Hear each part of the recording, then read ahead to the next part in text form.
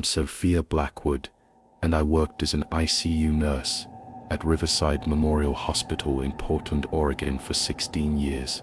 What I'm about to tell you about happened during a single night shift that defied every principle of medicine I'd ever learned, and ultimately made me question whether some patients exist in a realm between life and death that we simply don't understand. It's the reason I transferred out of critical care, and why I still wake up some nights thinking about room 427. Let me tell you who I was before that night changed everything. I graduated from Oregon Health and Science University's nursing program in 2005 with top honors, and immediately started working in critical care. During my 16 years in the ICU at Riverside Memorial, I had seen virtually everything you could imagine in intensive care nursing. Riverside Memorial Hospital is one of the premier medical facilities in the Pacific Northwest, serving not just Portland but the entire Oregon-Washington corridor.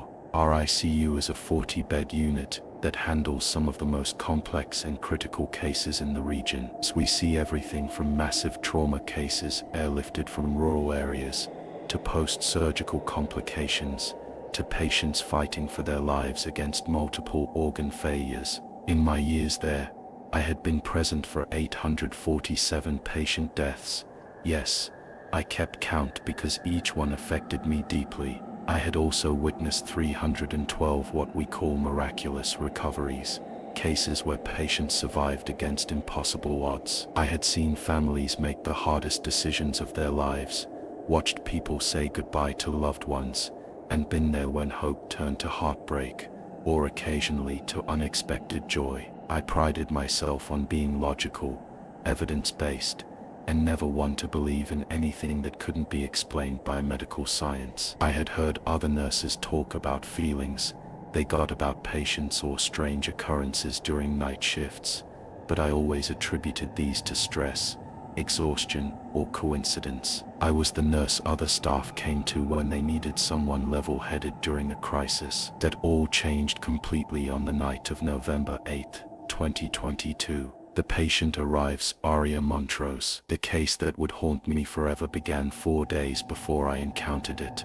when 31-year-old Aria Montrose was admitted to our ICU following what should have been a routine surgical procedure. Aria was a linguistics professor at Lewis and Clark College, specializing in ancient languages and dead dialects. She was brilliant by all accounts, fluent in 12 languages, with a PhD in comparative linguistics, and a reputation for being able to decode historical texts that had stumped other scholars for decades. Aria had been scheduled for what her surgeon, Dr. Richard Carmichael, described as a straightforward procedure to remove a benign brain tumor located in her left temporal lobe. The tumor had been causing mild headaches and occasional memory lapses, but nothing severe enough to impact her daily life significantly. The surgery was expected to be routine. Dr. Carmichael had performed hundreds of similar procedures with excellent outcomes, but something had gone catastrophically wrong during the operation. According to the surgical notes I reviewed, everything had proceeded normally for the first 3 hours. Dr. Carmichael had successfully accessed the tumor site and begun the delicate process of removing the growth without damaging surrounding brain tissue. But then, during what should have been the final phase of the procedure, Aria had suffered what the medical team described as an unprecedented neurological event. Her brain activity had suddenly spiked to levels they had never seen before, followed immediately by a complete flatline on the EEG monitor. For 4 minutes and 17 seconds, Aria Montrose showed no measurable brain activity whatsoever. The surgical team had worked frantically to stabilize her, administering emergency medications and checking all their equipment for malfunctions. Then, just as suddenly as it had disappeared, her brain activity returned, but not to normal patterns. The EEG showed bizarre, rhythmic waves that none of the neurologists on staff had ever encountered. Dr. Patricia Henley, our head of neurology, later described Aria's brainwave patterns as unlike anything in medical literature, almost like her brain was operating on a completely different frequency. My first encounter with Aria By the time I was assigned to Aria's case on November 8th, she had been in a medically induced coma for 4 days. The neurology team was keeping her heavily sedated, while they tried to understand what had happened during her surgery and monitored her for signs of brain damage or swelling. When I received my patient assignments that Tuesday evening, Aria was listed as my primary patient in room 427. The notes indicated she was stable but unresponsive, requiring continuous monitoring of her neurological status and vital signs. Standard ICU care for a post-surgical brain trauma patient. I reviewed her extensive medical file before beginning my shift. What struck me immediately was the discrepancy between her pre-surgical cognitive abilities and her current state. This was a woman who had been lecturing just days earlier about the linguistic connections between ancient Sumerian and early Germanic languages, and now she was completely unresponsive, dependent on machines for basic life functions. Her family had been maintaining a constant vigil. Her younger sister, Dr. Elena Montrose, was herself a neuropsychologist at OHSU, and I could see in her notes to the nursing staff that she was deeply involved in every aspect of Aria's care.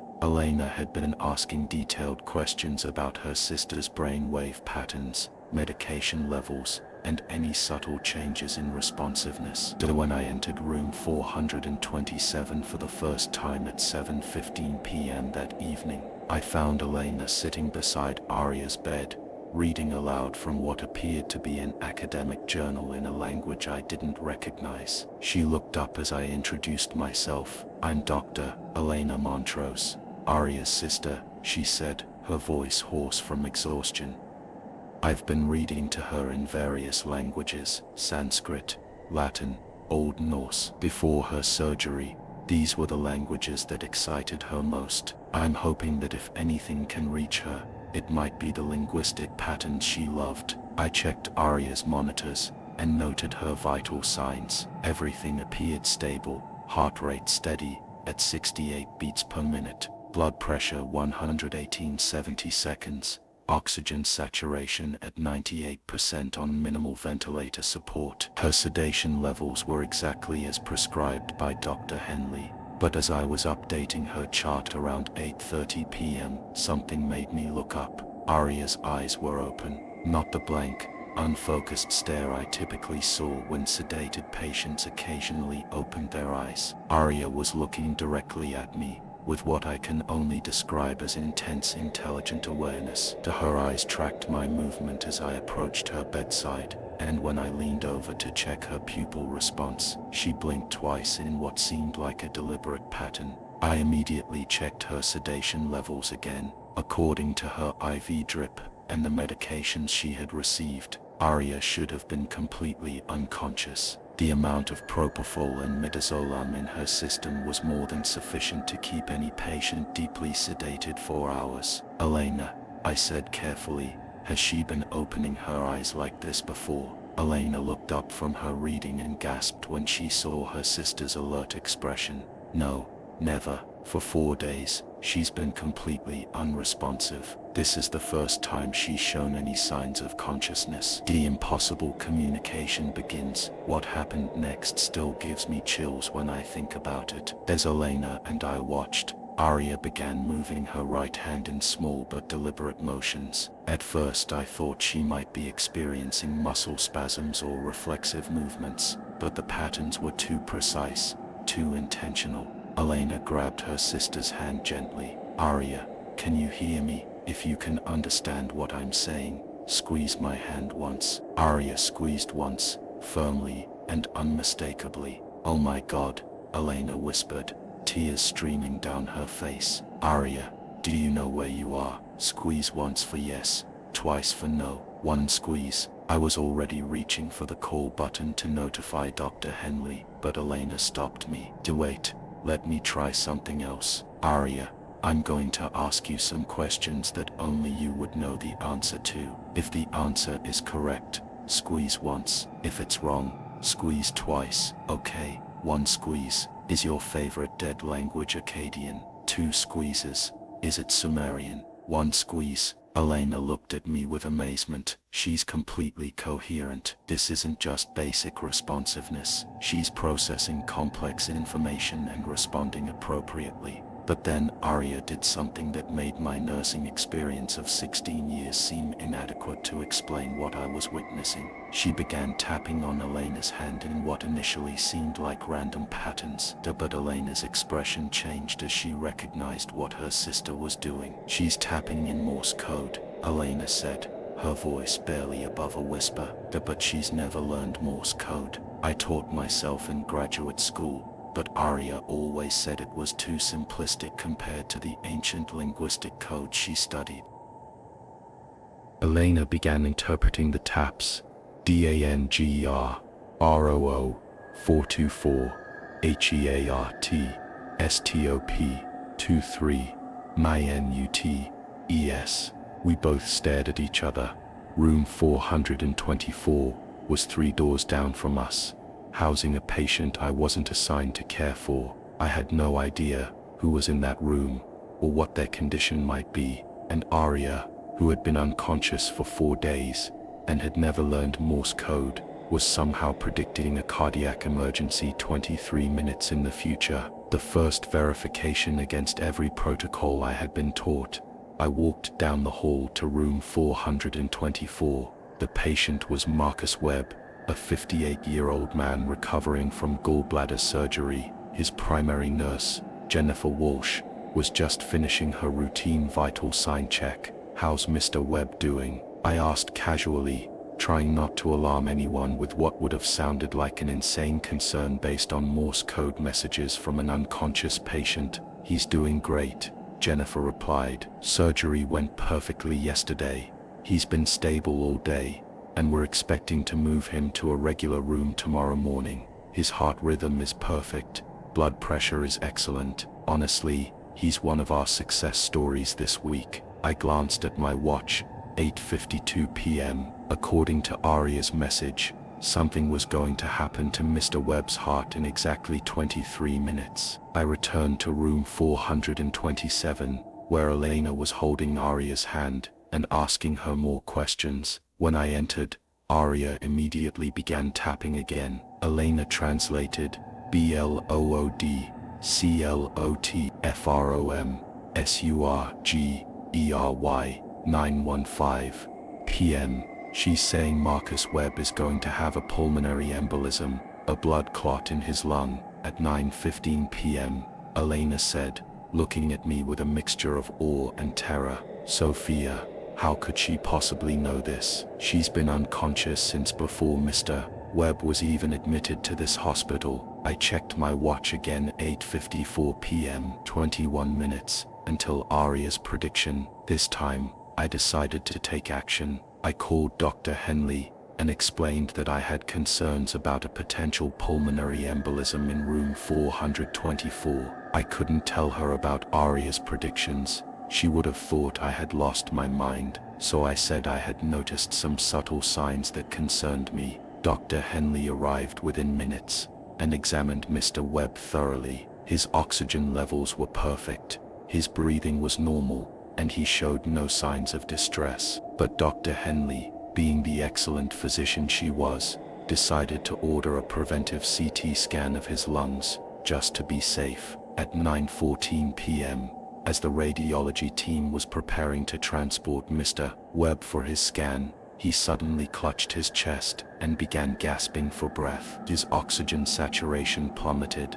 and his heart rate spiked to dangerous levels. "Code blue, room 424. The announcement echoed through the ICU as the crash team rushed to Mr. Webb's bedside. Elena and I watched from the doorway of room 427 as the medical team worked to stabilize Mr. Webb. Dr. Henley quickly diagnosed a massive pulmonary embolism, exactly what Arya had predicted, at almost exactly the time she had specified. "How did you know?" Dr. Henley asked me later, after Mr. Webb had been stabilized and was receiving blood-thinning medication. "There were no signs, no symptoms, no indication that he was at risk for a pulmonary embolism." I couldn't answer her. How could I explain that an unconscious patient in room 427 had somehow diagnosed and predicted a medical emergency in a patient she had never met? The abilities expand when I returned to Aria's room.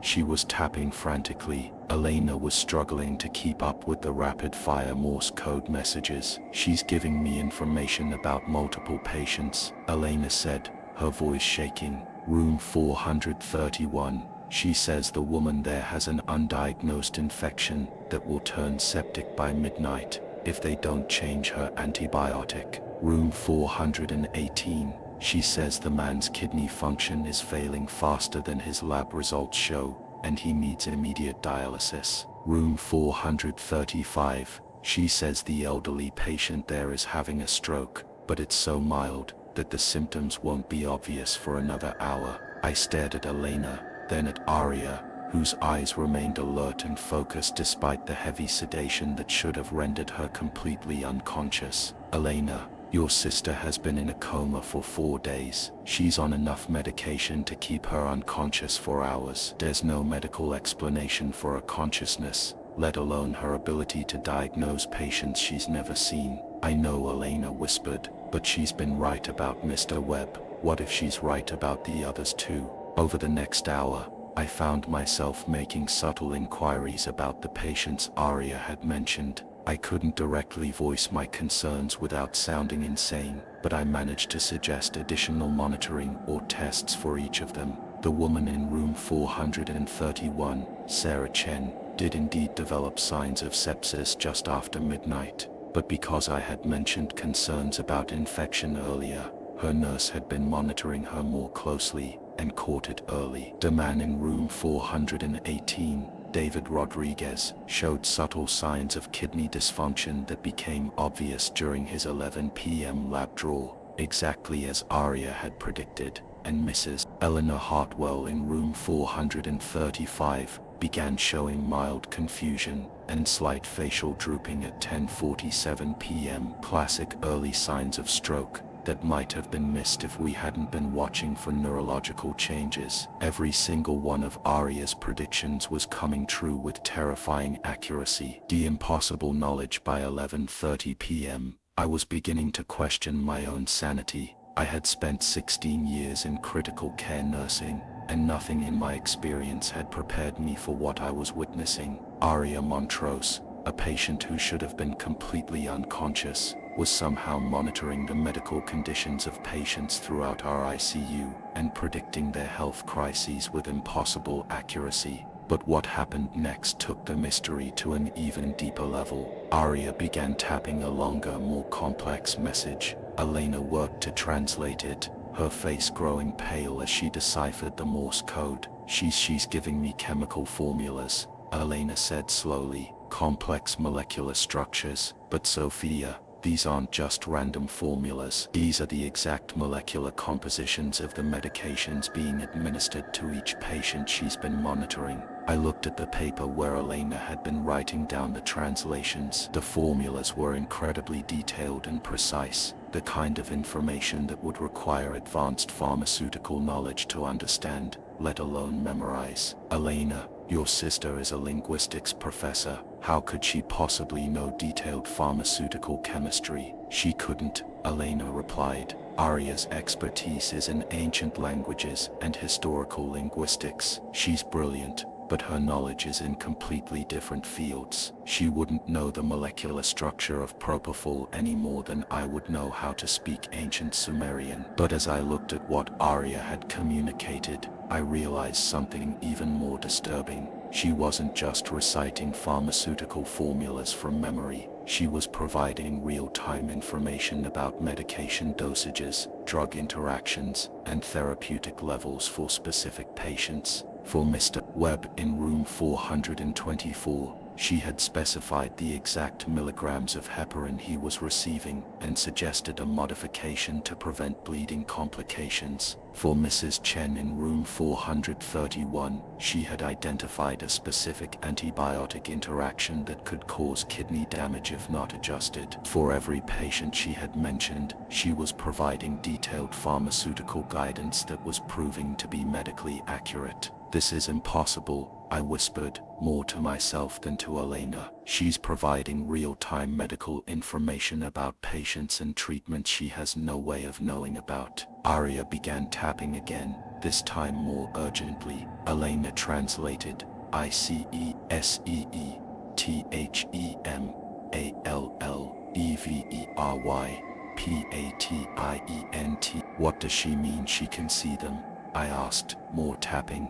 NOTTHEACEICEACEACEBODEBODORGANS. Arya was claiming that she could somehow perceive the internal medical conditions of patients throughout the ICU, not through any normal sensory means, but through some kind of awareness that allowed her to see inside their bodies at a cellular level. The personal prediction, at 12:15 a.m., as I was still trying to process the impossible things I had witnessed over the past few hours, Arya began tapping the most disturbing message yet. Elena translated slowly, her voice becoming increasingly shaky. SOPHIAYOURBLOOD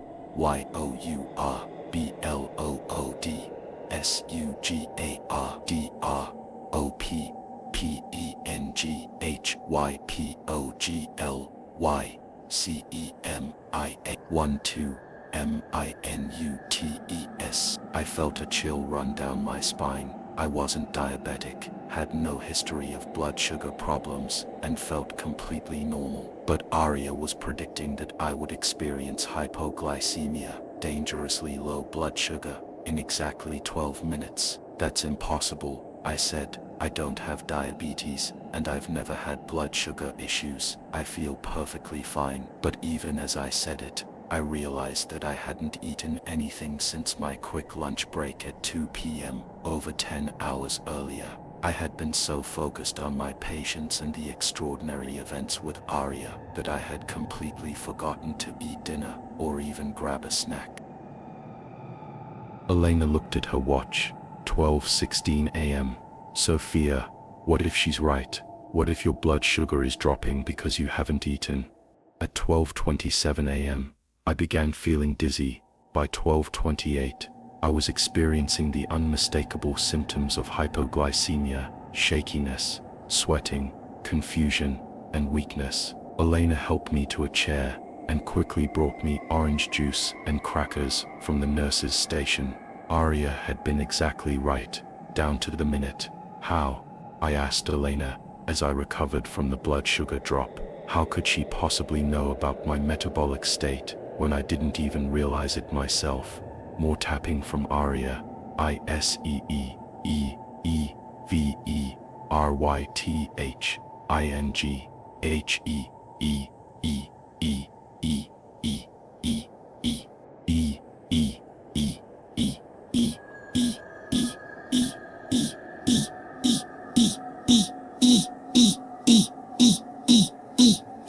The revelation and growing dread. As my blood sugar stabilized and I returned to Arya's bedside, I began to understand the full scope of what we were dealing with. Arya Montrose wasn't just conscious. Despite heavy sedation, she was experiencing some kind of enhanced awareness that allowed her to perceive medical information about everyone in our ICU that she should have had no way of knowing. But the most terrifying part was still to come. At 1:45 a.m., Arya began tapping the longest and most complex message she had communicated all night. Elena worked frantically to translate the rapid-fire Morse code, and what she deciphered made both of us go cold. ITANSEE.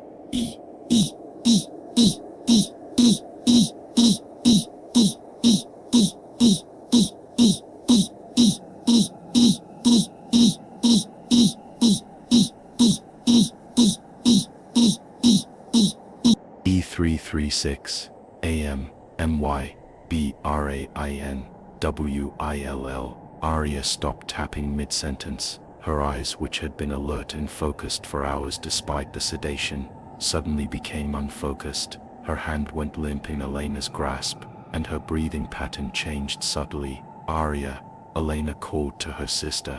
Aria, finish the message. What happens at 3:36 a.m.? But Aria's eyes had closed, and she appeared to have slipped back into unconsciousness. Her monitors showed that she was returning to the deeply sedated state she had been in for the previous 4 days. Elena and I stared at each other across Aria's bed. The clock on the wall read 1:47 a.m. According to Aria's incomplete prediction, something was going to happen to her brain in exactly 1 hour and 49 minutes. Elena, I said quietly, what do you think she was trying to tell us? I don't know, Elena whispered, tears streaming down her face. But based on everything else she's predicted tonight, I'm terrified to find out. I looked at Aria's peaceful face, her closed eyes, her steady breathing supported by the ventilator. Whatever supernatural awareness had allowed her to see inside the bodies and futures of patients throughout our ICU was apparently fading. But she had seen something about her own fate at 3:36 a.m., something she had been desperate to communicate before losing consciousness again. Elena gripped my hand. Sophia, we have to do something. If she can predict medical crises for other patients with perfect accuracy, and if she was trying to warn us about something happening to her brain at 3:36, then we have less than 2 hours to figure out what she saw, I finished, and whether we can prevent it. I stared at the clock. 1:48 a.m.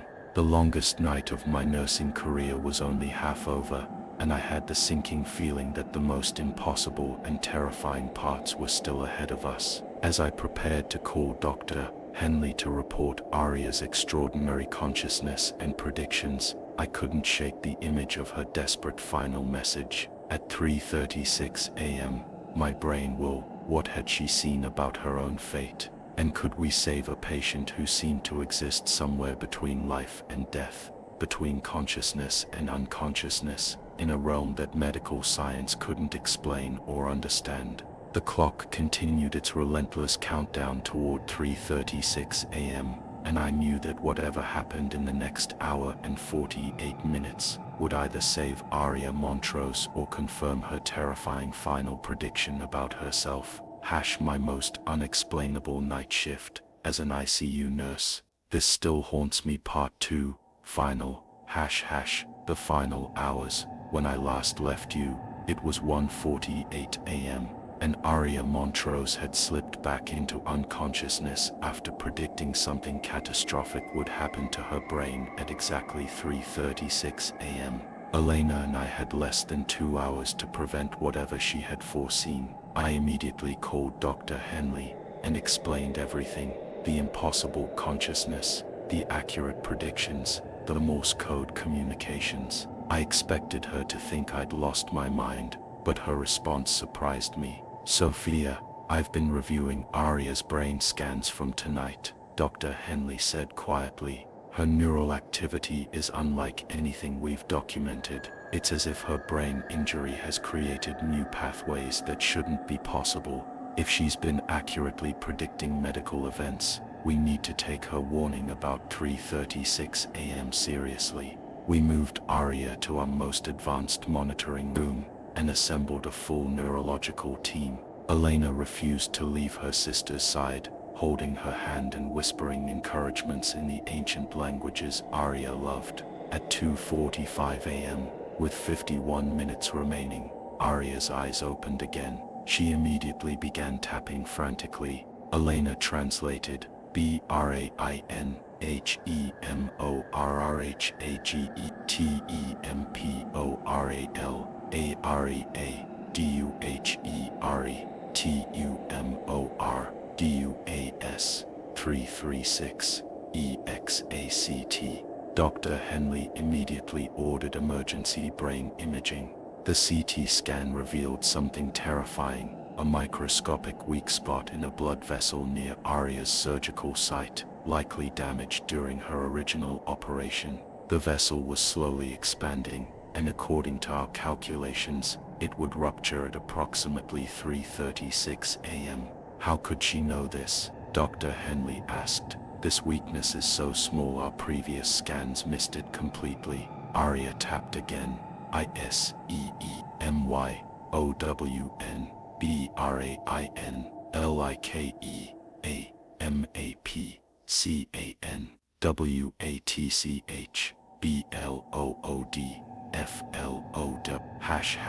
The race against time at 3:15 a.m. With 21 minutes left, Dr. Henley made the decision to perform emergency surgery to repair the weak blood vessel, but Aria began tapping urgently.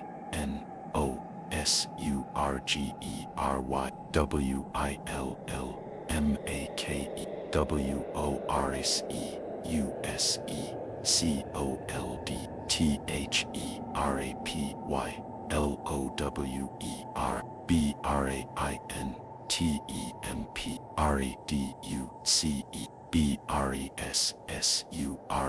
Dr. Henley hesitated. Cold therapy was an experimental treatment, rarely used for this type of condition. But given Aria's track record of accurate predictions, she decided to trust the patient's impossible knowledge. We quickly implemented therapeutic hypothermia, carefully lowering Aria's brain temperature to reduce pressure on the damaged blood vessel. Elena held her sister's hand, tears streaming down her face. At 3:35 a.m., 1 minute before Aria's predicted crisis, her monitors showed dangerous spikes in intracranial pressure, but the cold therapy was working. The pressure began to stabilize just as the clock reached 3:36. Aria's eyes opened one final time. She tapped slowly, THANKYOUSENSEEDANGEBASSANG. Then she smiled, the first time she had shown any facial expression all night, and peacefully closed her eyes.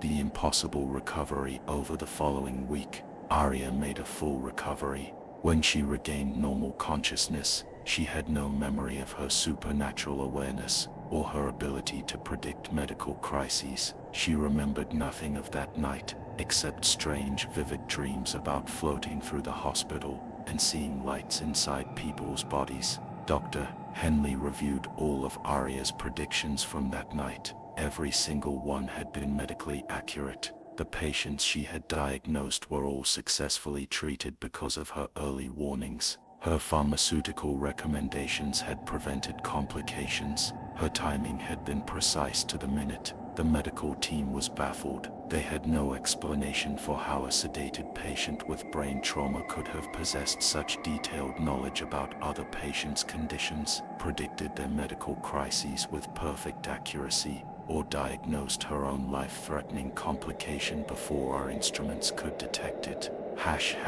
The lasting impact that night fundamentally changed everything I believed about medicine, consciousness, and the mysteries of the human mind. How do you continue practicing evidence-based nursing when you've witnessed something that defies all medical explanation? I started questioning every assumption I had about patient awareness. Were other ICU patients more conscious than we realized? Could some people in comas or under sedation be experiencing awareness we couldn't measure or detect? 6 months later, I transferred out of critical care. I couldn't shake the feeling that there were aspects of human consciousness and medical experience that our instruments couldn't capture. I now work in medical research, studying unexplained phenomena in patient care and consciousness during medical procedures. The questions that haunt me. Aria's case raised profound questions that still keep me awake at night. If a sedated patient could somehow perceive medical information about people throughout our ICU, what does that tell us about consciousness and awareness? How many other patients might be experiencing similar phenomena that we dismiss as impossible? The medical community has largely ignored Aria's case because it can't be explained by current scientific understanding. But I know what I witnessed. For one night, Aria Montrose existed in a realm between consciousness and unconsciousness, between life and something else entirely, where she could see medical truths that our most advanced technology couldn't detect. She saved multiple lives that night, including her own, through knowledge that should have been impossible for her to possess. It remains the most unexplainable and humbling experience of my medical career, a reminder that human consciousness contains mysteries far deeper than we currently understand. Sometimes the most profound medical miracles aren't the ones we can explain, they're the ones that force us to admit how much we still don't know about the extraordinary capabilities of the human mind.